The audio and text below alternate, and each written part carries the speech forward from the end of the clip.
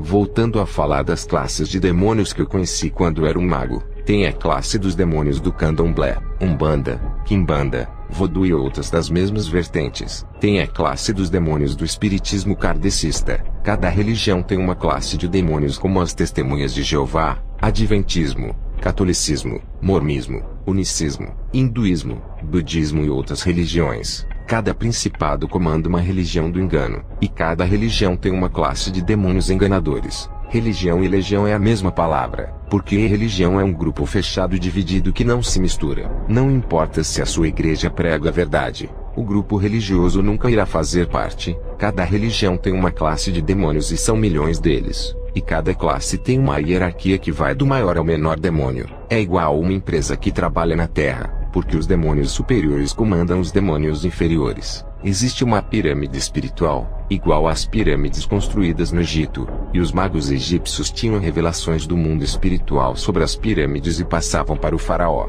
Essa pirâmide construída no Egito é o espelho da pirâmide do mundo espiritual, e quem está em cima da pirâmide, lá na ponta dela tem o seu trono, e comanda os demônios que estão embaixo da pirâmide. Os demônios que ficam no topo da pirâmide com os seus tronos no pico piramidal são os principados comandantes que dão ordens, e são os príncipes das trevas que estão nos últimos níveis da escada espiritual da pirâmide, que é o lugar em cima das alturas da pirâmide. Cada religião tem uma pirâmide demoníaca que tem o seu principado que controla todos os demônios que trabalham para eles, e a religião é o campo de atuação desses demônios. E quem não pertence a nenhuma religião, mas vive uma vida pecaminosa se prostituindo e nos vícios das drogas e bebidas, no território de quem não segue religião mas segue o mundo e os seus pecados, tem uma pirâmide espiritual no mundo para os que não têm religião. O nome dessa classe de demônios que não trabalham nas religiões, mas trabalham no mundo são os demônios do mundanismo. A palavra mundo deriva em mundo, outra palavra para quem vive fazendo a vontade do mundo. Essa outra classe de demônios que não são das religiões, trabalham em outros setores pecaminosos do mundo.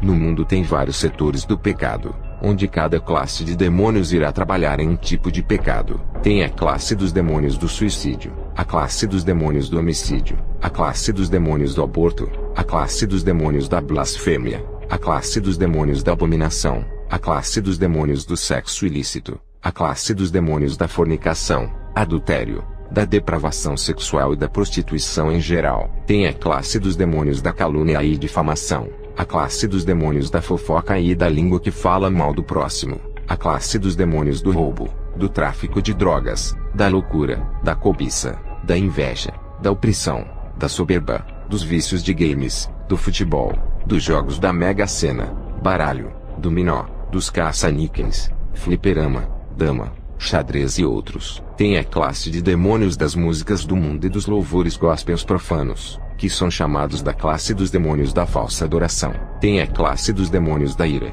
do ódio, da vingança e do rancor. Tem a classe de demônios da gula, da preguiça, da luxúria, da cultura, da economia e da política. Tem a classe dos demônios dos falsos profetas e do falso ensino. Tem a classe dos demônios da tristeza e da depressão. Tem a classe dos demônios da amargura da alma, da avareza e da ambição. Tem a classe de demônios do dinheiro, e quem é o seu principado é Mamon. Tem a classe de demônios dos Jogos Olímpicos, do entretenimento, dos filmes, seriados, novelas, séries, desenhos, propaganda de comercial de televisão e outros. Tem a classe dos demônios dos lazeres do pecado como festas, casas de bebidas alcoólicas, músicas do mundo e dança. Tem a classe dos demônios da moda, das roupas sensuais, das fábricas que fazem roupas para o pecado. Tem a classe de demônios da alimentação cancerígena que causa a morte dos órgãos. Tem a classe de demônios das enfermidades da carne e tem a classe dos demônios das enfermidades espirituais. Todas essas classes de demônios que eu falei não são os da religião,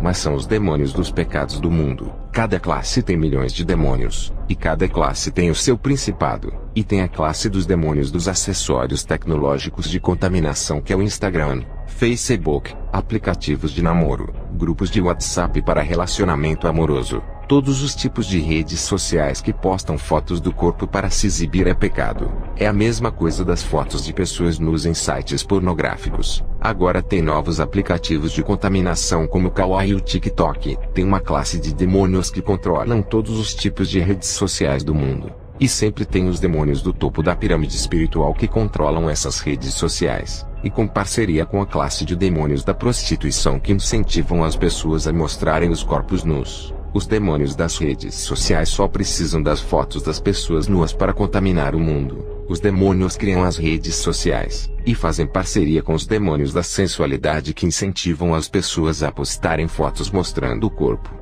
Os demônios das redes sociais fazem parceria com os demônios da sensualidade para contaminarem os povos virtualmente. Os demônios da rede social controlam jogos de aplicativos de celulares e PlayStation. Os jogos fazem parte das redes sociais, porque fazem as pessoas do mundo inteiro se conectarem em conversas enquanto jogam. Os jogos não deixam de ser uma rede social de contaminação, uma rede eletrônica e virtual. Tudo está ligado na internet. Os jogos de aplicativos e PlayStation também corrompem por terem conteúdos de violência, morte, tiros, sexo e feitiçaria. Toda classe de demônios tem uma pirâmide espiritual, onde o principado controla os espíritos do mal lá de cima do topo da pirâmide. Essas pirâmides têm a hierarquia de todos os demônios. Também existe uma pirâmide espiritual não de demônios, mas uma pirâmide espiritual de pessoas malignas. Essa pirâmide humana é das pessoas que trabalham na feitiçaria. Não importa a religião que segue, a prática da feitiçaria já entrou em muitas religiões como o hinduísmo,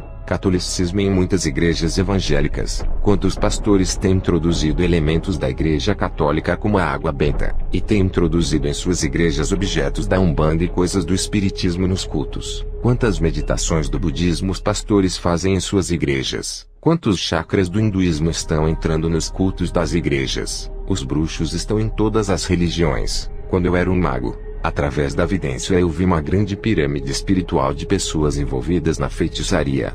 Essa pirâmide não era de demônios. Essa pirâmide de pessoas de várias religiões se chama pirâmide dos agentes de Satanás. Foi a única pirâmide espiritual de uma classe não de demônios, mas composta de uma classe dos mortais que representam Satanás na Terra, a classe mais inferior que existe na Terra, por ser de seres humanos limitados que trabalham para Satanás. E no topo dessa pirâmide espiritual de humanos, estão os piores bruxos e mais perigosos da Terra. Eu vi no topo dessa pirâmide 3 grandes bruxos e uma bruxa muito terríveis, e dotados de superpoderes. Desses 3 bruxos tinha um maçom da igreja de Satanás, o outro é um feiticeiro africano e o outro é um pastor de uma igreja famosa, e a mulher é uma bruxa da Índia. Os 4 estavam no topo da pirâmide da feitiçaria como os mais perigosos da Terra aos serviços de Satanás. Quando eu era um mago, mesmo estando em um nível muito alto na magia, o demônio me mostrou a minha posição na pirâmide espiritual da feitiçaria. Eu estava abaixo da metade da pirâmide,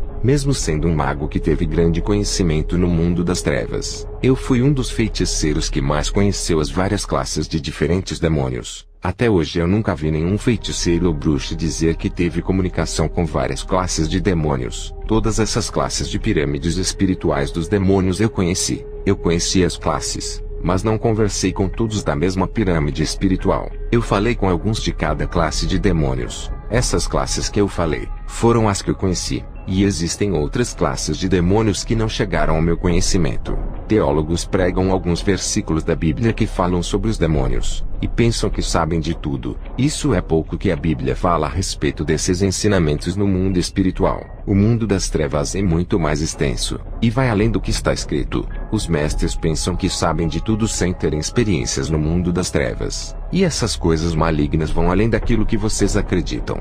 É muito mais do que as suas compreensões entendem. Estudiosos acadêmicos são teóricos, e entendem tudo na teoria dos livros de teologia sobre os demônios. Eu conheci o mundo das criaturas malignas e convivi com eles. Conheci os demônios na prática, e não em teorias teológicas. Conversei com os demônios, e se for revelar o que eu vi e o que os meus olhos viram, escreveria um livro grosso em forma de enciclopédia, ou vários livros com muitas coletâneas. Alguns demônios que nunca se revelaram para qualquer pessoa e nem nas igrejas em cultos de libertação se apresentaram para mim. Se eu falar os nomes dos 47 demônios que se revelaram para mim, os críticos irão dizer que é heresia por não estar na Bíblia. Então não irei falar aqui os nomes desses demônios. Isso não vai trazer edificação e não vai tirar a qualidade das minhas experiências. No ano de 1999 perdi o meu mentor espiritual, o bruxo idoso angolano. O nosso pacto foi desfeito com a sua morte. O bruxo não podia interferir em minha vida espiritual. Eu invoquei o demônio que dizia ser o anjo Gabriel, e foi nesse momento que eu descobri que ele não era o verdadeiro anjo Gabriel. Esse demônio me ameaçou para não revelar a sua verdadeira identidade ao bruxo idoso. E eu não revelei porque sabia que ele tentaria me matar. Eu vi esse demônio em sua forma original que tinha se transformado na aparência do anjo Gabriel. Eu fiz um grande ritual de invocação do falso anjo Gabriel que saiu de Angola e veio até o Brasil. Eu questionei o demônio, e disse o porquê deixou o bruxo idoso morrer, se era o anjo da guarda dele. Eu disse, o bruxo confiava em você, e o deixou morrer. O falso anjo Gabriel disse, o pacto que você pediu para ele fazer sendo seu mediador no monte foi muito grave, e Lúcifer queria a alma de um dos envolvidos nesse pacto. Eu disse ao falso anjo Gabriel que tinha colocado a minha alma à disposição, e que não era para levar a alma do bruxo idoso. O falso anjo Gabriel, irritado com os meus questionamentos, disse, eu não vou lhe matar agora por causa do pacto que fez com Lúcifer. E ainda revelou que Lúcifer decidiu levar a alma do bruxo idoso e não a minha alma, porque precisava dos meus serviços na terra. Eu disse ao falso anjo Gabriel que queria falar com Lúcifer. Ele me respondeu que eu não podia falar com o mestre. Foi quando eu o questionei dizendo, se eu fiz um pacto com Lúcifer, por que não posso falar com ele? Eu exijo falar com ele agora, ou irei quebrar o pacto. Foi quando o falso anjo Gabriel resolveu chamar Lúcifer. O falso anjo desapareceu diante da minha presença e apareceu um demônio muito estranho. Essa criatura estranha disse, eu sou Lúcifer, e fui eu que fiz o pacto contigo e levei a alma do seu mestre mediador, e agora todos os dons do seu mestre irão passar para você, e dará continuidade ao trabalho que o bruxo deixou. Você tem tudo para se transformar em um bruxo maior do que você já é. Quando o diabo falou isso, eu fiquei com muita ira e disse, Lúcifer, você matou o meu mestre, eu desafio você. Eu já estava com as velas acesas em cima do hexagrama, e o ritual já estava preparado. Eu tentei lançar as minhas flechas pontiagudas que tinha recebido no mundo das trevas. As minhas flechas não saíram para afligir Lúcifer, e ele disse, os seus ataques não funcionam contra mim. Eu sou o seu mestre que fez aliança contigo. O mundo das trevas não aprova as suas magias contra mim que sou rei das trevas. Foi quando o diabo lançou um dardo na minha barriga e senti como se fosse uma agulha entrando no meu rim. Aquele sonho que eu tive vestido de armadura preta e lutando contra o morcego gigante se cumpria naquela batalha que houve. Eu não conseguia vencer o morcego por estar do mesmo lado das trevas. E no sonho o morcego me vencia. E se cumpria com o diabo me vencendo quando desafiei a sua autoridade. O diabo começou a rir de mim e disse, você acreditou que eu seria Lúcifer. Você pensou que Lúcifer iria fazer uma aliança com você, um ser humano pobre e feito de barro. Lúcifer não se rebaixa assim. Ele tem demônios inferiores para fazer os seus pactos nojentos. Eu respondi, Lúcifer, você me enganou. Então aquele pacto era uma farsa. O demônio disse, você não entendeu. Eu não sou Lúcifer. E quem fez o pacto contigo foi eu. Lúcifer disse que não iria se rebaixar fazendo o pacto com você. Eu enganei você. E o seu mestre que faleceu acreditou que eu era o Lúcifer. O seu mestre ficou 7 dias subindo ao monte pensando que estava se comunicando com Lúcifer. Lúcifer não pode incorporar em corpos humanos. Ninguém resiste à pressão demoníaca. Eu posso incorporar nas pessoas. Eu entrei no corpo do seu mestre para ungir a sua cabeça. Quando eu ouvi essas palavras fiquei irado e disse, eu não acredito em nenhum pacto e nem no pacto de proteção que eu fiz. Todos vocês me enganaram. E também enganaram meu mestre espiritual que não está vivo para ver que todos vocês são uma farsa. O nosso pacto não valeu. Estou livre de lhe servir. Você não é Lúcifer. É um impostor. O demônio disse, o pacto valeu sim entre nós dois. E a sua alma me pertence. E o pacto não pode ser mais quebrado.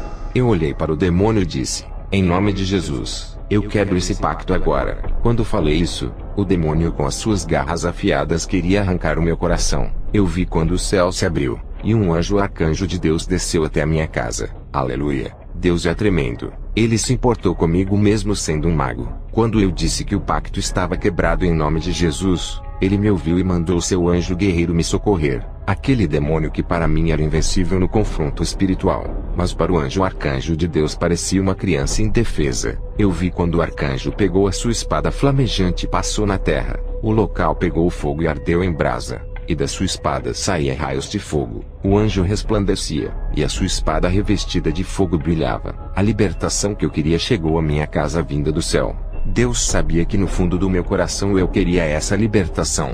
O anjo arcanjo cortou aquele demônio com a sua espada, e os pedaços daquele demônio se derreteram por causa do fogo da espada. Eu abracei o anjo aliviado que o pesadelo acabou, e do corpo do anjo saiu uma grande unção que envolveu meu corpo quebrando o jugo pesado que estava sobre mim. Do corpo do anjo saiu virtude que curou a minha alma enferma. O anjo disse que o demônio mentiu para mim e me enganou no pacto, e ainda pediu a minha alma a Deus, mas o seu pedido foi negado. Deus disse que a minha alma não podia entregar, pois sabia que no fundo do meu coração eu não queria mais servir às trevas, e desejava por libertação. E o anjo disse que Deus sondou o meu coração, e viu que eu já havia escolhido o caminho da salvação desde o dia em que eu queria ouvir a voz da libertação da rádio do Davi Miranda, e logo depois tentei ir para a igreja, mas as forças das trevas me impediram. Naquele momento eu já havia escolhido o caminho de Jesus, e o pacto de sangue que fiz com o bruxo idoso impediu que eu escolhesse o caminho da vida. O bruxo idoso me prendeu na magia para eu não servir a Deus. A morte do bruxo foi permitida por Deus, para não me impedir de seguir o caminho de Deus. O nosso pacto de sangue foi quebrado para eu ser livre. Quando o demônio pediu a minha alma, Deus, conhecendo as intenções do meu coração, disse que não iria entregar a minha alma, e o demônio disse que tinha que levar umas das duas almas do pacto do monte. Quando o demônio pediu a minha alma, Jesus negou e disse: essa alma não. Quando o demônio pediu a alma do bruxo idoso, Deus não fez questão, e deixou o demônio levá-lo em meu lugar. O anjo me falou todas essas coisas. Eu perguntei ao anjo se ele era o anjo Miguel ou Gabriel. O anjo disse que não era nenhum dos dois e não falou o seu nome, mas afirmou que se eu permanecer firme e morrer na fé, quando chegar ao céu, ele irá falar o seu nome. O anjo disse que os demais anjos que não foram citados na Bíblia não podem revelar os seus nomes, para que os crentes incrédulos não venham a blasfemar dizendo que é o diabo, porque o nome do anjo não foi revelado na Bíblia, não está escrito como prova. O anjo só falou que é da classe dos anjos arcanjos, e que existem milhões deles que estão guerreando para protegerem os cristãos na terra e salvá-los das armadilhas de Satanás. Essa classe é uma classe de anjos guerreiros que lutam pela justiça divina na terra. E assim como existem classes de muitos demônios, também tem muitas classes de anjos de Deus. E o anjo se despediu de mim. As suas asas tinham pouco mais de 2 metros. Quando o anjo bateu as asas, fez um forte vento e subiu ao céu e desapareceu. Eu me chamo Hélio Silva Ferreira, mas quando eu falei que nenhum crente foi me libertar colocando as suas mãos em minha cabeça para expulsar o demônio, e nenhum deles foram à minha casa pedir para Deus quebrar as correntes que me prendiam, Deus teve misericórdia e enviou o seu anjo para fazer esse trabalho. Os anjos também são ministros de Deus e entregam a mensagem santa, e também revelam os mistérios assim como o anjo Gabriel revelou ao profeta Daniel. E o anjo apareceu na ilha de Patmos e revelou os mistérios ao apóstolo João. O anjo foi enviado por Deus para libertar Paulo e Silas, que estavam presos na cadeia de Roma e ainda estavam acorrentados. O anjo liberta das correntes normais ou correntes espirituais. Eu comecei a falar da minha libertação por meio de um anjo, e o povo começou a me chamar de Hélio dos Anjos. Não tinha homem de Deus na minha vila para fazer isso, e na Bíblia, quando não tinha homens de Deus, ele usou a jumenta para falar com Balaão. Deus usa criança quando não tem profeta. Foi o caso de Jeremias. Quando não tem soldado valente, Deus usou um menino para derrubar Golias. Quando não tem mensageiros na terra, que são os irmãos da igreja, Deus usa os mensageiros do céu, que são os anjos, para falar com o povo. Quando não há servo de Deus para soltar uma alma da prisão espiritual, ele envia o seu anjo. Eu fui liberto por um arcanjo, e me converti por meio de suas palavras. Nunca tinha visto uma pregação cheia de unção igual à que ouvi da boca desse anjo. Uma mensagem poderosa. No outro dia fui para a igreja, e fui à frente do altar aceitar a Jesus. Confessei o que Deus fez em minha vida. É muito difícil alguém da igreja crer quando fala que um anjo desceu do céu para salvar a sua vida. Esse foi o testemunho que falei na primeira igreja que pisei os meus pés. A igreja de nossos dias está com espírito de incredulidade, e não acredita em testemunho que fala do sobrenatural. Como a teologia tem deixado muitos cegos, a teologia crítica que só sabe questionar o mundo espiritual por não conhecer esse mundo, e coloca a dúvida nos corações dos irmãos, esfriando a fé. Creiam nos testemunhos de arrebatamento. Vocês não têm nada a perder. Os testemunhos não irão tirar ninguém do caminho da salvação, mas aproxima as pessoas de Deus. Jesus tem arrebatado muitas pessoas, para que os ouvintes que não entregaram as suas vidas para Ele venham a se converter. Mesmo com muitos arrebatamentos, a incredulidade não deixa a pessoa acreditar, e tem levado muitos para o inferno sem a salvação. Essas pessoas perdem a salvação por não crerem que existe a eternidade depois da morte. Deus tem revelado os mistérios do mundo espiritual nos dias de hoje de uma maneira que nunca tinha sido revelado. Deus tem revelado os mistérios do céu, inferno e dos anjos para o mundo ouvir. As cortinas espirituais estão sendo abertas, e tem revelado o oculto e o escondido para o povo de Deus. Todos os planos malignos de Satanás têm sido revelados para que a igreja venha a se despertar. Tudo isso é o amor de Jesus por cada alma. Ele não quer ver as almas de quem é salvo cair nas armadilhas do inimigo e se perder. Há 20 anos não tinha tantos mistérios revelados iguais tem nos dias de hoje. Arrebatamentos de espíritos sempre tiveram, mas nos dias de hoje tem se multiplicado, porque Deus está preocupado com o seu povo. O pecado tem entrado na igreja, e por isso Deus está aumentando o número de pessoas para serem arrebatadas e alertar a igreja para não se perder. O pecado tem se multiplicado por causa da tecnologia como redes sociais, aplicativos e a modernidade da televisão. O pecado se multiplicou, mas a graça de Deus está superabundando. Jesus está aumentando a sua graça levando muitos ao céu e ao inferno, para alertar a igreja sobre o pecado que vem se multiplicando. O pecado tem se multiplicado com as invenções desses acessórios tecnológicos da corrupção, que tem espalhado a pornografia difundindo a nudez e a sensualidade para o povo pecar e desejar os corpos de quem vem se exibindo em postagens de fotos nas redes sociais. E Deus tem mostrado todos esses acessórios tecnológicos no inferno. Essas coisas têm corrompido o povo de Deus induzindo ao pecado e levando muitos crentes para o inferno. Nesses fins de tempos, Satanás tem investido forte em suas invenções para ganhar almas ao inferno, e Deus tem revelado essas estratégias do engano para alertar o povo levando os seus filhos para ver como é a eternidade. Nem no tempo dos apóstolos e da igreja primitiva houve tantas revelações ocultas iguais nos dias de hoje. Também não tinha a maldita tecnologia que espalha o sexo, a morte, as drogas e a bruxaria. Nem há mais de 30 anos atrás, quando a igreja vivia na doutrina, tinha tantos arrebatamentos iguais nos dias de hoje. Antigamente os irmãos eram mais atentos e vigilantes e não se dobravam ao mundo. Esses irmãos antigos não precisavam ser levados ao inferno para serem alertados do perigo do pecado. Eles já combatiam o pecado e sabiam do perigo. Deus não arrebatava esses irmãos para alertar a igreja, porque esses irmãos já estavam em alerta. Nos dias de hoje a igreja está dormindo, e por causa desse sono, Deus tem levado muitos ao inferno para despertarem os demais, e a tendência é multiplicar o número de pessoas arrebatadas ao inferno e ao céu. O pecado entrou nas igrejas e banalizou os cultos, a igreja perdeu a identidade e a reverência à santidade de Deus. O povo faz o que quiser, e não existe mais o que é proibido e nem renúncia ao mundo. Os irmãos querem louvar e pregar a palavra de todo jeito fazendo a obra de Deus em pecado. Antigamente ninguém queria ser cristão, porque os pastores exigiam renúncia e uma vida separada do mundo. Hoje os pastores têm medo de perder os membros por causa dos dízimos e as ofertas. Não falam mais de renúncia para não perder os membros. E ainda tem pastores que tiveram as suas mentes manipuladas por Satanás,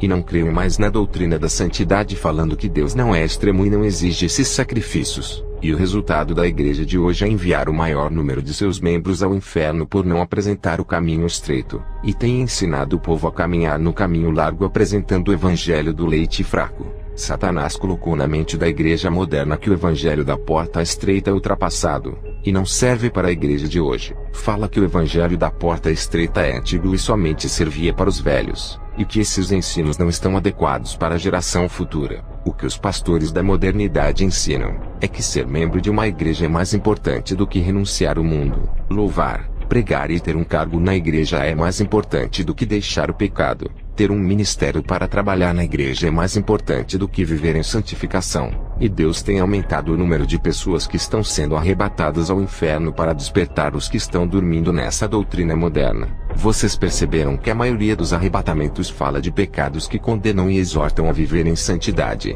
E são muitos testemunhos que falam dessas coisas. Um testemunho completa e testifica outros testemunhos. A maioria dos testemunhos de arrebatamento ao céu e inferno falam de santidade e renúncia ao mundo. Deus está preocupado com as nossas vestiduras, e pede para que sejam limpas. Temos que limpar as nossas vestes espirituais, porque é com as vestiduras brancas que iremos casar espiritualmente com o Cordeiro no dia do arrebatamento da igreja. Eu me converti no ano de 2011. Quando fui liberto nesse ano, Já tinha poucas igrejas que pregavam a doutrina. Tive a sorte de encontrar uma igreja pentecostal rígida que era a única da minha vila. Essa igreja já não prega mais a doutrina, e resolveu se adaptar ao novo sistema religioso e moderno do mundo. A igreja saiu do caminho estreito, e eu que era dessa igreja ainda continuo no caminho estreito. O caminho estreito que essa igreja me apresentou, eu estou caminhando por ele, e lamento que essa igreja deixou de caminhar por esse caminho, e escolheram seguir o mesmo caminho das igrejas modernas do sistema religioso. Eu finalizo o meu testemunho com esse alerta. Já falei como foi a minha conversão, e estarei falando de mais umas revelações que ficaram de fora desse testemunho. Que Deus abençoe a todos que ficaram até o fim do meu testemunho.